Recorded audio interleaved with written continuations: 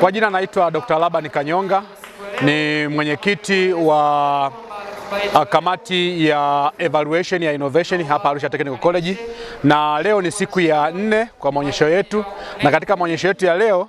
kikubwa ambacho kinafanyika ni kwamba tunafanya tathmini ya innovation mbalimbali ambazo zilikuwepo katika maonyesho haya kuanzia siku ya kwanza, na leo ni kwamba tunafanya evaluation ya aina mbili. Kuna internal evaluation au tathmini ya ndani, lakini pia tuna tathmini ya watu kutoka nje, na lengo ni kwamba tunataka tupate innovation ambazo zitakuwa ni the best among ya zile zote ambazo zimekuja hapa, na pia ili tuweze kuwapa zawadi au tuweze kuangalia jinsi gani ya kuwawezesha ili mwisho wa siku zitoke katika mazingira ambayo zilionayo sasa kuingia kwenye stage ya commercialization. Kwa hiyo ndio kikubwa ambacho tunakifanya katika siku hii ya leo ya 4, na mwisho wa siku kwa mchakato huu ambao unaendelea tutapata hizo idea angalau 10 bora, na mwisho wa siku kila moja itapata kuweza kuwa awarded, lakini mwisho wa siku na pia ambazo tutaona kwamba zina uwezo wa kuingia kwenye market, basi tutazifanyia mchakato huo wa kuweza kuingia kwenye market. Mchakato huu kwa kweli umezingatia vigezo vyote, na mwisho wa siku kila mmoja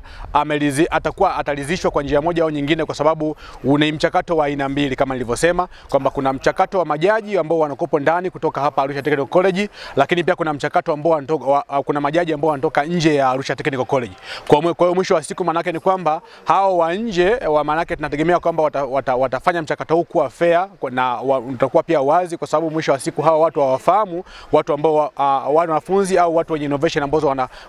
ambao wanazo hapa ITC. Kwa mwisho wa siku manake ni kwamba tunategemea kama mchakato uwe fair, kwa sababu utafanyika katika mazingira ambayo itawezesha kila mmoja kuweza kupata kile ambacho anatakiwa kupata kutokana na innovation yake.